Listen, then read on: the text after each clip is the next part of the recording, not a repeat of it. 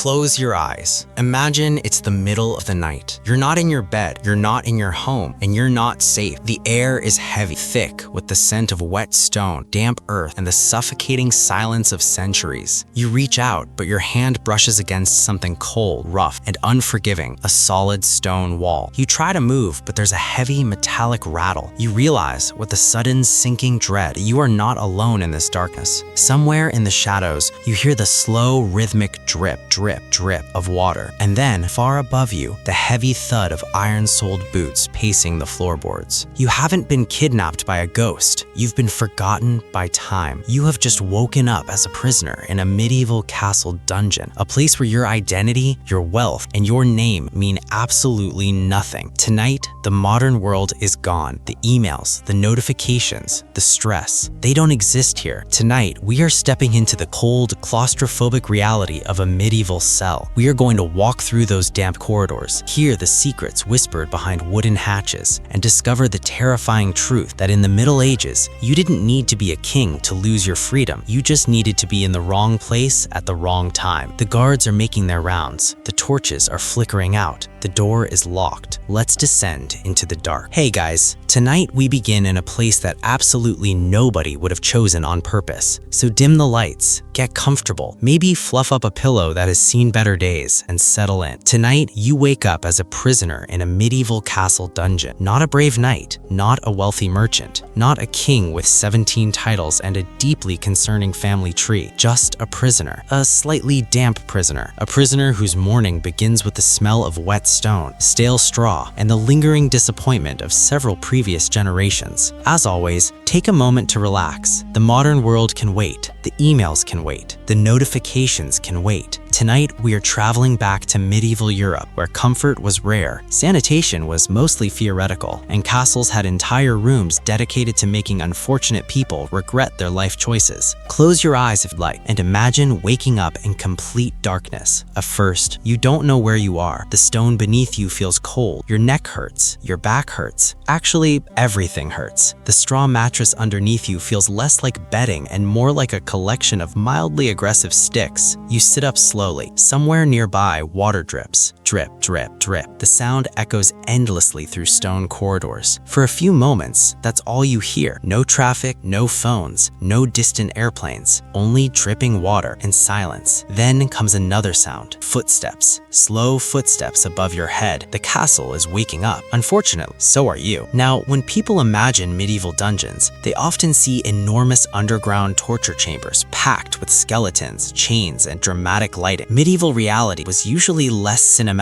and somehow worse. Most prisoners spent their time in cramped stone rooms, cold in winter, cold in spring, cold in autumn, and surprisingly still cold during parts of summer. Stone has a remarkable ability to make every season feel personally insulting. Your cell is small, perhaps 10 feet across, maybe less. The walls are thick, the air is damp. A tiny slit in the stone serves as a window. Calling it a window is generous. It's more of a suggestion that sunlight exists somewhere else. A thin beam of gray morning light enters the room, enough to remind you that the outside world continues without you, which is thoughtful in its own way. You stand, chains rattle slightly. Depending on who you are and why you're here, you may be shackled. Not every prisoner was chained constantly. Iron was expensive. Even punishment had a budget. But high-value prisoners often wore restraints, especially nobles, because medieval politics had a habit of turning important people into prisoners every few years. A surprising amount of European history can be summarized as someone captured someone else, and then someone else captured them back. Kings captured dukes, dukes captured bishops, bishops occasionally captured kings. Everyone seemed remarkably comfortable with kidnapping as a political strategy. You walk toward the narrow window. Outside, a pale dawn stretches across the castle courtyard. Servants move between buildings. Smoke rises from kitchens. A stable boy leads horses toward the gate. Life continues, and you are not part of it. At least, not today. Breakfast arrives shortly afterward. A guard appears. He opens a small hatch in the wooden door. A rough wooden bowl slides inside. Then the door closes. No greeting, no menu, no customer service survey. The bowl contains bread, or something broadly related to bread. The medieval definition of bread covered an alarming range of possibilities. Some loaves were excellent. Others could potentially be classified as construction materials. You inspect your breakfast. Dark bread, a little cheese, possibly ale, possibly water. The distinction isn't entirely clear. People often drank weak ale because clean water wasn't always reliable. Modern sanitation systems were still several centuries away. The average medieval citizen consumed alcohol with the same casual attitude modern people reserve for coffee. Small children drank ale, monks drank ale, workers drank ale. Sometimes everyone drank ale because it seemed safer than whatever was happening in the nearest river. You eat slowly. There isn't much else to do. Time moves differently inside a prison. Minutes stretch, hours wander, days blur together. This was one of the greatest challenges medieval prisoners faced. Boredom. Not exciting boredom, not scrolling through your phone boredom. True boredom. Ancient boredom. The kind that forces you to memorize cracks in stone walls. The kind that encourages lengthy philosophical debates with insects. The kind that makes a spider feel like a roommate. Many prisoners spent months or years confined in these conditions. Some spent decades. A few never left. And yet, medieval prisonmen varied enormously depending on social status. Let's say you're a peasant accused of theft. Life would be unpleasant, very unpleasant. Your accommodations would be basic, your food limited, your future uncertain. Now let's say you're a captured noble. Oddly enough, your situation might improve considerably. Noble prisoners often received special treatment. They could have servants, books, furniture, better food, occasionally even visitors. A wealthy prisoner was valuable. A dead prisoner was considerably less valuable. Ransom formed a major part of medieval warfare. Capturing an enemy noble could be more profitable than killing him. Why eliminate a source of income? This logic produced some strange situations. A knight might capture another knight during battle, then spend months treating him like a respected guest while negotiating payment. Imagine being kidnapped by someone who simultaneously insists on proper table manners. History contains many such examples. One famous case involved the French king John II.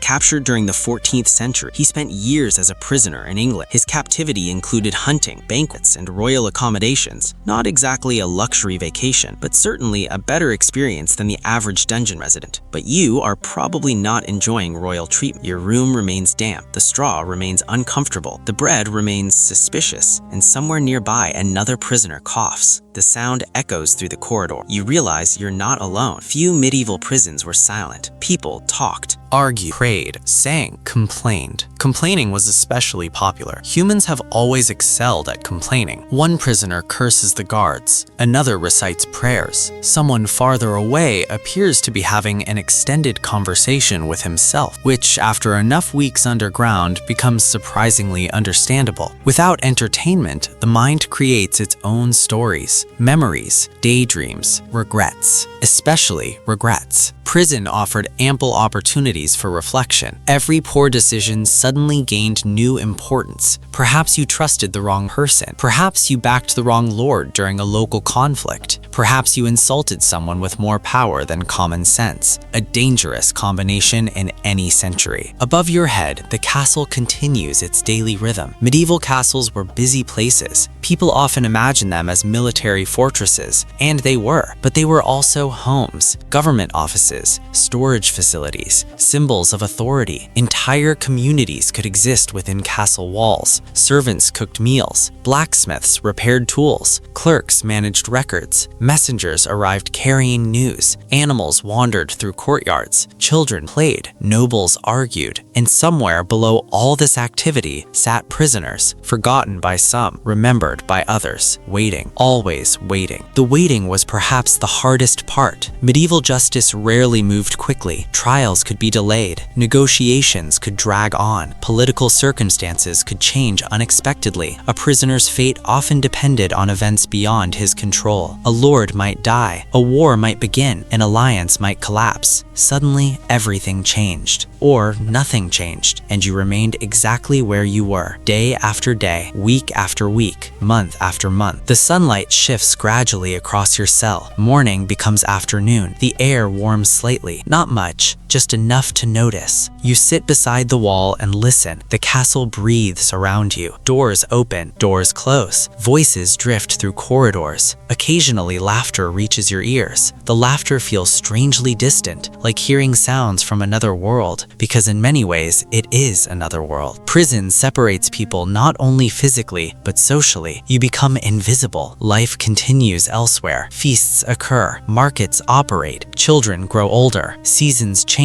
and you remain inside stone walls. Medieval writers occasionally described imprisonment as a kind of living death, not because conditions were always brutal, but because participation in ordinary life stopped. The world moved forward without you, and there was very little you could do about it. As evening approaches, torches appear in corridors. Golden light flickers against stone. Shadows dance across walls. Dinner arrives. It is remarkably similar to breakfast. This does not surprise you. Medieval cuisine could be wonderfully varied for the wealthy. For prisoners, not so much. The guard delivers the meal. For a moment, your eyes meet. Neither of you says anything. The hatch closes. The footsteps fade. And once again, there is silence. Outside, darkness settles over the castle. One by one, the sounds diminish. The kitchen's quiet. The stable's quiet. The courtyard empties. Eventually, only the wind remains. Wind moving around ancient stone. Wind that has passed over forests, villages, rivers, and fields before reaching your tiny window. You lie down. The straw shifts beneath you. The stone wall feels cold against your shoulder. Tomorrow will likely resemble today, and the day after that, and perhaps many days beyond. Such was life for countless prisoners across medieval Europe. Not dramatic every moment, not endlessly horrifying, just long, slow, cold, and deeply uncertain. As sleep begins to pull at your thoughts, you stare toward the narrow window. A few stars are visible, small points of light beyond thick walls, beyond guards, beyond locks, beyond castles. And for tonight, that will have to be enough. But don't get too comfortable, because next time we'll explore who actually ended up inside medieval dungeons, from unlucky peasants and failed rebels to noble prisoners who discovered that royal politics was essentially a very expensive game of betrayal. And as we'll soon discover, some prisoners lived surprisingly well, while others found themselves trapped in conditions that made this damp little room seem almost luxurious. For now though, the castle sleeps, the guards patrol, the torches burn low, and somewhere beneath the stone floors of medieval Europe, another prisoner closes his eyes and waits for morning. The morning arrives much the same way it did yesterday. A faint gray light slips through the narrow window. The dripping water continues its endless performance, and your back immediately informs you that sleeping on straw remains one of humanity's less successful inventions. You stretch carefully. Several joints crack. In the silence of the dungeon, the sound feels surprisingly dramatic. Outside your cell, footsteps echo through the corridor. Another day begins, and as you sit in the dim light waiting for breakfast that nobody would ever voluntarily review online, you begin to wonder about the people who occupied these spaces before you. Who were they? What mistakes brought them? What terrible luck? What unfortunate political decisions? As it turns out, medieval prisons held a remarkable collection of humanity. Some deserved punishment, some probably didn't, and quite a few simply happened to be standing on the wrong side of an argument involving someone richer than they were. Let's begin with the most common prisoners, ordinary people. The medieval world was filled with laws, far more than most people imagine. There were laws regulating markets, laws regulating forests, laws regulating taxes, laws regulating land ownership, laws regulating hunting, laws regulating who could gather wood from certain areas. In some places, there were even laws governing what clothing different social classes could wear. The medieval elite spent a surprising amount of time worrying about whether someone was dressed above their station. Apparently, civilization itself might collapse if a merchant wore fabric that looked slightly too noble. At least that seemed to be the concern. When ordinary people broke laws, prison was one possible outcome, though not always. Many medieval punishments focused on fines, public humiliation, confiscation of property, or physical penalties. Prisons were expensive to maintain. Feeding inmates cost money, guards cost money, buildings cost money. Nobody was excited about spending resources on criminals unless necessary. As a result, prisons often served as temporary holding areas. You waited there until your trial, or until punishment was decided, or until somebody figured out what to do with you. This meant that many dungeon populations changed constantly. New prisoners arrived, others departed, some transferred elsewhere. The result was a steady flow of stories. Every cell block became a collection of rumors, complaints, and speculation. Humans, after all, remain humans, even in prison, especially in prison. Conversation becomes valuable. Information becomes currency. One prisoner claims he was framed. Another insists he is innocent. A third has a story involving sheep, gambling, and a local priest. The details remain unclear, perhaps intentionally. Medieval prison conversations likely sounded remarkably similar to modern ones. Everyone had explanations, some more believable than others. Now let's drift over to another category of prisoner: debtors. These unfortunate individuals occupied a special place within medieval society. Money problems have existed for as long as money itself. People borrowed funds, businesses failed, harvests disappointed, unexpected expenses appeared. The basic structure would feel familiar today. The difference was that medieval financial systems possessed fewer safety nets and substantially more opportunities for disaster. A failed harvest could destroy an entire family. One bad year might trigger debts impossible to repay. Sometimes debtors landed in prison, not because incarceration magically produced money, it generally did not, but because authorities hoped family members or associates might eventually pay. The logic was imperfect. Many medieval policies were, yet it persisted for centuries. Imagine being imprisoned because you couldn't pay money, while simultaneously being prevented from earning money. It was not an ideal system. The Middle Ages occasionally excelled at creating problems that reinforced themselves. Then there were political prisoners. These individuals occupied an entirely different universe. Political prisoners were often dangerous not because of what they had done, but because of who they were: a rival claimant, a rebellious noble, an inconvenient cousin. Royal families accumulated inconvenient cousins the way castles accumulated drafts. There always seemed to be another one somewhere. A king ascends the throne. Wonderful. Unfortunately, 3 cousins, 2 nephews, and 1 uncle also believe they should be king. Suddenly, everyone becomes nervous. The simplest solution often involved imprisonment, not execution. Execution could create martyrs. Prison was quieter, less dramatic, more manageable, at least in theory. One famous example appears again and again throughout European history: the imprisoned prince, the imprisoned heir, the imprisoned sibling. Royal families developed a remarkable talent for locking up relatives, sometimes temporarily, sometimes permanently, and almost always while claiming it was absolutely necessary for the stability of the realm. Of course, everything happened for the stability of the realm. Raise taxes? Stability. Start a war? Stability. Lock your brother in a tower for 20 years? Believe it or not, stability. Medieval rulers possessed an extraordinary ability to describe personal convenience as public necessity. You can almost hear the speeches. "My dear subjects, I regret to inform you that my ambitious cousin has become a threat to peace." Translation: "My cousin wants my job, and into prison he goes." Some political prisoners lived surprisingly comfortable lives, particularly if they came from wealthy families. Their cells might include furniture, private chambers, books, servants, good food, visitors. Occasionally, these prisoners enjoyed conditions superior to those experienced by many free peasants. History can be weird that way. A nobleman under house arrest might eat roasted game, drink imported wine, and complain endlessly about restrictions. Meanwhile, a free farmer nearby works 16 hours in a muddy field. Perspective matters. Still, comfortable imprisonment remained imprisonment. The doors stayed locked, freedom stayed distant. Even luxurious captivity carried psychological weight. Humans generally dislike being told where they can and cannot go, even when the room contains excellent furniture. As the morning passes, you imagine the generations of prisoners who stared at these same walls, the same cracks, the same tiny windows. Perhaps one of them was a failed rebel. Medieval Europe experienced no shortage of rebellions. Peasants rebelled, towns rebelled, nobles rebelled, entire regions rebelled, sometimes successfully, more often not. Medieval world was full of obligations: taxes, labor duties, military service, religious requirements, political loyalties. People occasionally reached a point where they decided they had endured enough. The resulting uprisings rarely ended peacefully. Captured rebels often found themselves in castle prisons, waiting for judgment, waiting for negotiations, waiting to discover whether mercy would make an appearance. Mercy itself was unpredictable. Some rulers exercised it generously. Others treated mercy as an exotic foreign concept. Everything depended on circumstances. A ruler feeling secure might forgive enemies. A ruler feeling threatened might not. History repeatedly demonstrates that powerful people become less charitable when they think someone is trying to remove them from power, an unfortunate but remarkably consistent pattern. The afternoon drifts by. Sunlight shifts. Dust particles float through narrow beams of light. Time slows again, and your thoughts wander toward another fascinating group of prisoners: hostages. Now, the word hostage immediately sounds alarming to modern ears, and certainly it could be, but medieval hostage-taking often functioned differently. Hostages frequently formed part of political agreements, treaties, ransoms, peace settlements, family arrangements. A noble family might surrender a son as a guarantee of good behavior. A defeated ruler might provide relatives as security for future payments. Entire diplomatic arrangements depended on hostages. The system sounds strange today, yet medieval people considered it practical. Trust was valuable. Verification was better. Nothing encouraged treaty compliance quite like knowing your nephew currently lived inside someone else's castle. They studied languages, learned courtly customs, developed relationships with their captors. Occasionally, they grew fond of the households keeping them. Human relationships are complicated, even under unusual circumstances. Some hostages eventually returned home carrying new skills, new friendships, and probably a very different understanding of diplomacy. Others remained trapped by politics far beyond their control. Imagine spending years as a living insurance policy, not because of anything you did, simply because powerful adults had signed paperwork, or whatever passed for paperwork at the time. History rarely asks children of their opinions, and medieval history asked even less. Let's float over to one of the saddest categories of prisoners: forgotten prisoners. Not forgotten by family, not forgotten by friends, forgotten by the system itself. Records disappear, officials die, wars interrupt administration, documents get lost. Medieval bureaucracy was improving throughout the period, but remained vulnerable to chaos. A modern office might lose an email. A medieval office might lose the only copy of a prisoner's authorization work, along with the clerk who understood it, and the chest where it was stored, and possibly the building itself. Suddenly, nobody remembers exactly why someone is incarcerated, or who has authority to release him. Cases like this did occur, not constant, but often enough to appear in historical records. The results could be years of unnecessary confinement. One official assumes another official is handling the matter. The second official assumes the first official knows what he's doing. Neither official actually knows, and the prisoner continues waiting. Human bureaucracy has always possessed a special talent for wandering in circles. Some traditions never change. Evening approaches once more. The dungeon grows darker. Voices echo less frequently. The day's activity fades, and as you sit quietly beside the wall, you realize something important. Most medieval prisoners were not famous. History remembers kings, queens, generals, saints, but the overwhelming majority of prisoners vanished from the record. Their names disappeared, their stories faded, their lives left only faint traces: a line in an account book, a mention in a court record, a brief note in a castle inventory, nothing more. And yet they occupied these spaces. They lived these experiences. They waited through these long nights. They listened to the same dripping water, the same rattling chains, the same footsteps in dark corridors. Thousands upon thousands of ordinary people, each carrying fears, memories, hopes, regrets, each convinced their own story mattered. And of course it did. History often feels dominated by famous individuals, but castles were full of people whose names nobody remembers: servants, guards, prisoners, laborers, messengers, stable boys, kitchen workers. Their lives formed the actual fabric of medieval society. The kings merely occupied the top layer. As darkness settles outside your tiny window, a final realization arrives. For every prisoner sitting in a cell, someone outside was waiting too. A spouse, a parent, a child, a friend, someone hoping for release, hoping for news, hoping for a pardon. The dungeon never contained only prisoners. It contained entire networks of human relationships stretched across stone walls and locked doors. And tomorrow, we will discover something even stranger, because not all prisoners lived underground. Some occupied towers, some inhabited luxurious chambers, and some royal captives became so comfortable that their imprisonment started to resemble an extremely awkward extended vacation, a vacation where nobody lets you leave, which admittedly changes the atmosphere considerably. For now, the torches burn low, the guards complete their rounds, the castle settles into silence, and beneath the sleeping fortress, another long medieval night begins. The next morning arrives quiet. No dramatic trumpet, no heroic soundtrack, no inspirational speech about overcoming adversity, just the familiar drip of water somewhere in the darkness. Drip, drip, drip. The castle seems determined to maintain consistency. And honestly, in medieval Europe, consistency was often the closest thing people had to luxury. You wake on your straw mattress. The straw is still uncomfortable. The walls are still damp. The tiny window is still performing its daily duty of reminding you that sunlight exists for other people. Everything is exactly as it was yesterday, which, strangely enough, is how many medieval prisoners spent years of their lives. But today, as the gray morning light creeps into your cell, let's wander away from the common dungeon prisoner for a while, because medieval imprisonment had a peculiar feel. feature. Some prisoners lived astonishingly well, not free, certainly not happy, but surprisingly comfortable. In some cases, they enjoyed better food, better housing, and better healthcare than a significant percentage of the population living outside prison walls, which sounds ridiculous because it was. Yet medieval history specializes in situations that sound completely ridiculous and turn out to be true. Let's begin with noble prisoners. Being born noble created countless problems: family rivalries, political conspiracies, inheritance disputes, marriage negotiations that felt suspiciously like international hostage exchanges. But it also came with benefits, and one of those benefits appeared when you got captured. A peasant captured during a conflict might disappear into a rough prison. A noble captured during the same conflict might find himself assigned a private chamber, several servants, and a reasonably comfortable bed. The reasoning was simple. A noble prisoner represented money, potentially enormous amounts of money. His family might pay a ransom. His allies might negotiate his release. His lands might generate revenue. In other words, he was an investment, and investments required maintenance. You don't leave valuable properties sitting in a moldy hole. They studied languages, learned courtly customs, developed relationships with their captors. Occasionally, they grew fond of the households keeping them. Human relationships are complicated, even under unusual circumstances. Some hostages eventually returned home carrying new skills, new friendships, and probably a very different understanding of diplomacy. Others remained trapped by politics far beyond their control. Imagine spending years as a living insurance policy, not because of anything you did, simply because powerful adults had signed paperwork, or whatever passed for paperwork at the time. History rarely asks children of their opinions, and medieval history asked even less. Let's float over to one of the saddest categories of prisoners: forgotten prisoners. Not forgotten by family, not forgotten by friends, forgotten by the system itself. Records disappear, officials die, wars interrupt administration, documents get lost. Medieval bureaucracy was improving throughout the period, but remained vulnerable to chaos. A modern office might lose an email. A medieval office might lose the only copy of a prisoner's authorization work, along with the clerk who understood it, and the chest where it was stored, and possibly the building itself. Suddenly, nobody remembers exactly why someone is incarcerated, or who has authority to release him. Cases like this did occur, not constant, but often enough to appear in historical records. The results could be years of unnecessary confinement. One official assumes another official is handling the matter. The second official assumes the first official knows what he's doing. Neither official actually knows, and the prisoner continues waiting. Human bureaucracy has always possessed a special talent for wandering in circles. Some traditions never change. Evening approaches once more. The dungeon grows darker. Voices echo less frequently. The day's activity fades, and as you sit quietly beside the wall, you realize something important. Most medieval prisoners were not famous. History remembers kings, queens, generals, saints, but the overwhelming majority of prisoners vanished from the record. Their names disappeared, their stories faded, their lives left only faint traces: a line in an account book, a mention in a court record, a brief note in a castle inventory, nothing more. And yet they occupied these spaces. They lived these experiences. They waded through these long nights. They listened to the same dripping water, the same rattling chains, the same footsteps in dark corridors. Thousands upon thousands of ordinary people, each carrying fears, memories, hopes, regrets, each convinced their own story mattered. And of course it did. History often feels dominated by famous individuals, but castles were full of people whose names nobody remembers: servants, guards, prisoners, laborers, messengers, stable boys, kitchen workers. Their lives formed the actual fabric of medieval society. The kings merely occupied the top layer. As darkness settles outside your tiny window, a final realization arrives. For every prisoner sitting in a cell, someone outside was waiting too. A spouse, a parent, a child, a friend, someone hoping for release, hoping for news, hoping for a pardon. The dungeon never contained only prisoners. It contained entire networks of human relationships stretched across stone walls and locked doors. And tomorrow, we will discover something even stranger, because not all prisoners lived underground. Some occupied towers, some inhabited luxurious chambers, and some royal captives became so comfortable that their imprisonment started to resemble an extremely awkward extended vacation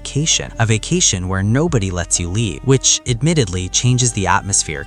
Charles was captured by the English at the Battle of Agincourt in 1415, an event that went extremely poorly for the French. For Charles, captivity lasted approximately 25 years. 25 years. Think about that. Quarter of a century. Many people struggle to commit to a gym membership for 3 months. Charles spent 25 years as a prisoner. Remarkably, he wasn't chained inside a dungeon the entire time. He lived in various English residences. He interacted with noble households, he wrote poetry, lots of poetry, an enormous amount of poetry. If there had been social media in the 15th century, Charles probably would have posted melancholy observations about longing, memory, and emotional suffering every single day. His captivity shaped much of his literary work, and yet, compared to many prisoners throughout history, he lived relatively comfortably. Comfort and freedom, however, are not the same thing. This distinction appears repeatedly throughout medieval imprisonment. The walls could be luxurious, the locks remained locks, the years remained years. Another fascinating prisoner category involved royal hostages. These individuals often occupied a strange middle ground between guest and captive. They attended court, participated in ceremonies, learned languages, received education. Sometimes they even hunted with their captors. From a distance, everything looked normal until you remembered they weren't allowed to leave. Imagine attending banquets while technically being collateral. Imagine participating in tournaments while serving as diplomatic insurance. The medieval world excelled at creating social situations that would make modern people extremely uncomfortable. Everyone smiled politely, everyone followed etiquette, and everyone understood the underlying reality. Political agreements rested upon human lives. A prince might spend years living among foreigners because two kingdoms didn't entirely trust one another. Trust was rare, verification was preferred. The medieval world was remarkably practical about these matters. As afternoon sunlight reaches your tiny dungeon window, another thought emerges. Not all prison cells were underground. In fact, many famous prisoners spent their confinement in towers. Castle towers served multiple purposes: defense, observation, status symbols, and occasionally prisons. The image of a captive noble gazing from a tower window became common for good reason. It happened frequently. Towers offered security, limited entrances, strong walls, excellent visibility, and enough space to accommodate important prisoners. Some tower prisoners lived almost ordinary lives. They ate meals with servants, read books, played games, walked within designated areas. The primary restriction remained movement. They could not simply walk away, which sounds obvious, but over years of captivity, that single restriction dominated everything. A person can become accustomed to many hardships. What often remains difficult is knowing freedom exists just beyond reach. Every visible field, every distant forest, every road winding across the landscape, all accessible to others, never to you. The psychological effect could be profound. Medieval chroniclers occasionally described prisoners becoming withdrawn, depressed, obsessed with escape, or consumed by religious reflection. Others adapted surprisingly well. Humans possess an extraordinary ability to normalize almost anything. Given enough time, a prison routine becomes simply life. Breakfast, reading, conversation, exercise, dinner, sleep, repeat. Day after day, year after year, a frightening number of years. Let's drift toward another prisoner whose story perfectly captures medieval absurdity, James I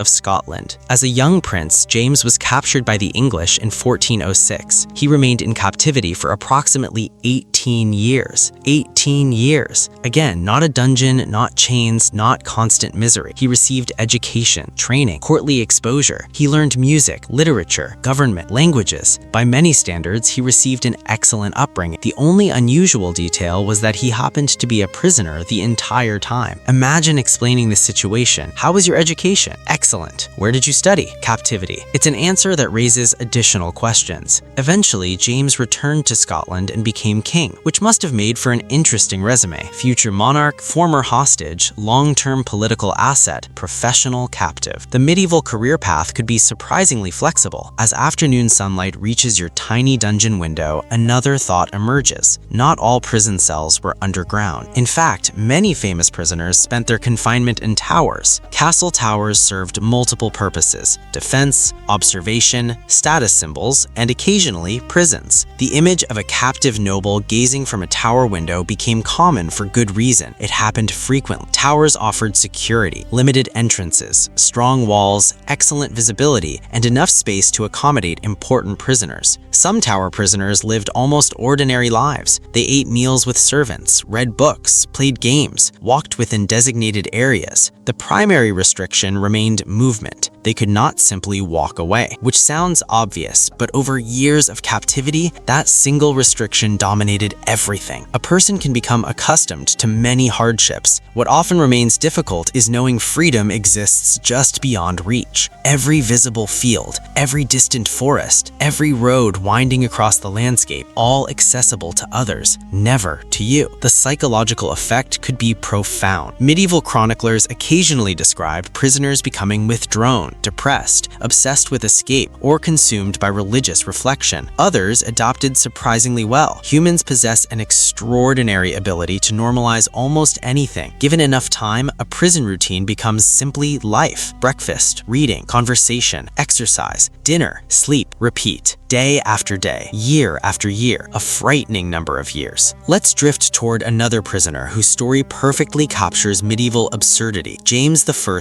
of Scotland. As a young prince, James was captured by the English in 1406. He remained in captivity for approximately 18 years. 18 years. Again, not a dungeon, not chains, not constant misery. He received education, training, courtly exposure. He learned music, literature, government, languages. By many standards, he received an excellent upbringing. The only unusual detail was that he happened to be a prisoner the entire time. Imagine explaining the situation. How was your education? Excellent. Where did you study? Captivity. It's an answer that raises additional questions. Eventually, James returned to Scotland and became king, which must have made for an interesting resume: future monarch, former hostage, long-term political asset, professional captive. The medieval career path could be surprisingly flexible. As afternoon sunlight reaches your tiny dungeon window, another thought emerges: not all prison cells were underground. In fact, many famous prisoners spent their confinement in towers. Castle towers served multiple purposes: defense, observation, status symbols, and occasionally prisons. The image of a captive noble gazing from a tower window became common for good reason. It happened frequently. Towers offered security, limited entrances, strong walls, excellent visibility, and enough space to accommodate important prisoners. Some tower prisoners lived almost ordinary lives. They ate meals with servants, read books, played games, walked within designated areas. The primary restriction remained movement. They could not simply walk away, which sounds obvious, but over years of captivity, that single restriction dominated everything. A person can become accustomed to many hardships. What often remains difficult is knowing freedom exists just beyond reach. Every visible field, every distant forest, every road winding across the landscape, all accessible to others, never to you. The psychological effect could be profound. Medieval chroniclers occasionally describe prisoners becoming withdrawn, depressed, obsessed with escape, or consumed by religious reflection. Others adopted surprisingly well. Humans possess an extraordinary ability to normalize almost anything. Given enough time, a prison routine becomes simply life: breakfast, reading, conversation, exercise, dinner, sleep, repeat, day after day, year after year, a frightening number of years. Let's drift toward another prisoner whose story perfectly captures medieval absurdity: James I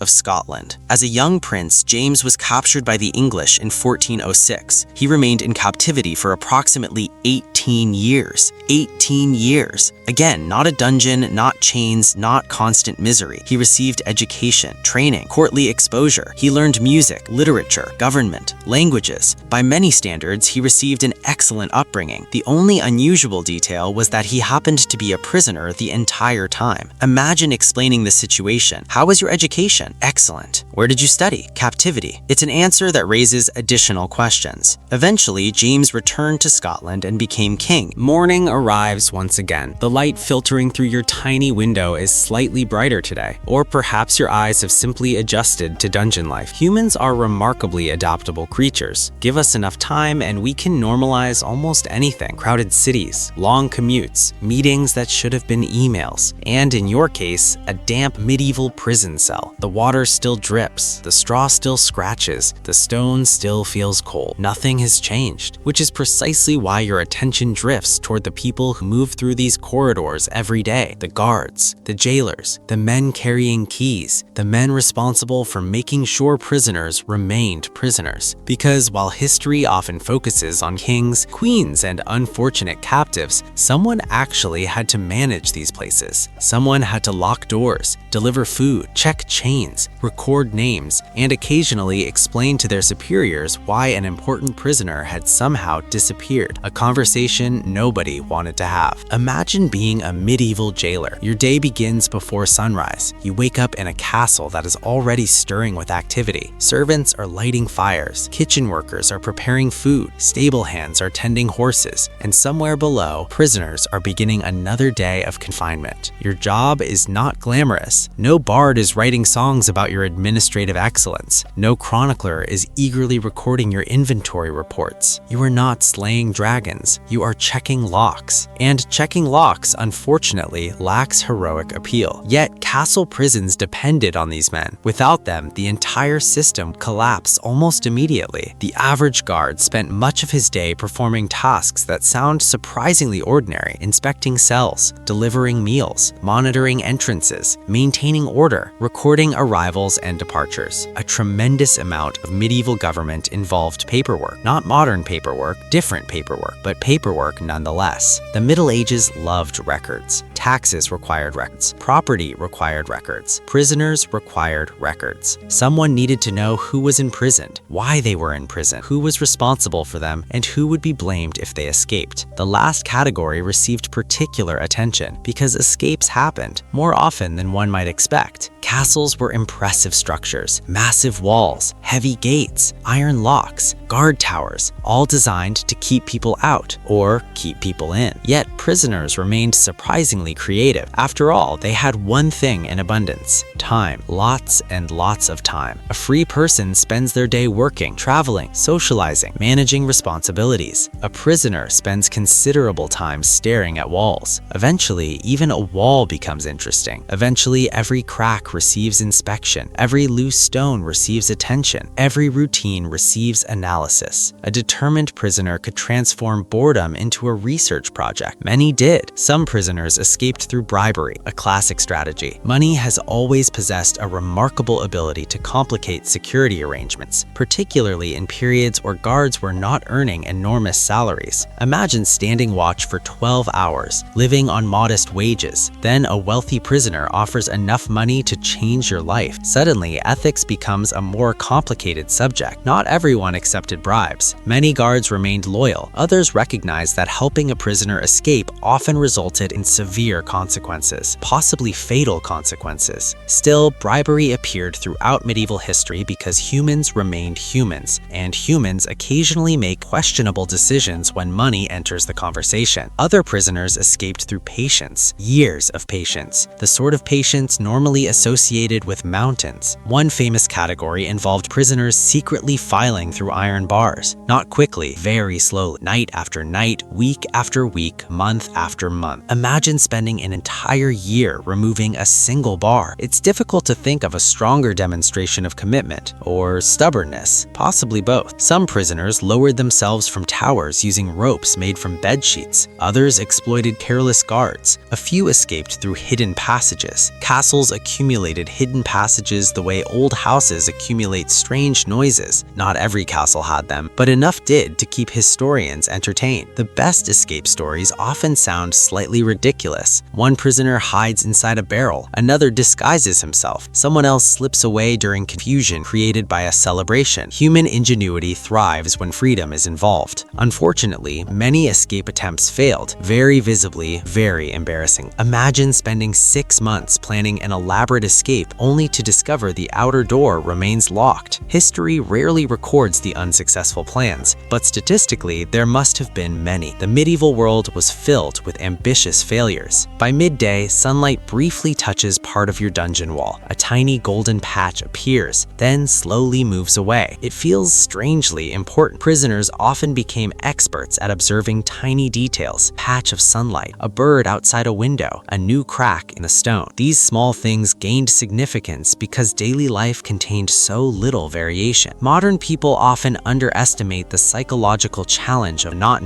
pain, not fear, monotony. The same room, the same view, the same routine over and over for months, years, sometimes decades. Many guards understood this. They interacted with prisoners every day. They watched people change. Strong personalities became quieter. Hopeful prisoners became discouraged. Angry prisoners became reflective, or sometimes the reverse. People adapted differently. Not all guards were cruel. This is important. Popular imagination often depicts every medieval jailer as a villain with a permanent scowl. Reality was more complicated. Some guards were harsh. Some were corrupt. Some were indifferent. Many were simply doing a job, a difficult job, a repetitive job, a job involving unhappy people. Imagine spending every day surrounded by individuals who desperately want to leave. That creates a unique workplace atmosphere. The guard and prisoner occupied an odd relationship. They saw each other constantly, yet existed on opposite sides of freedom. Over time, familiarity developed. Prisoners learned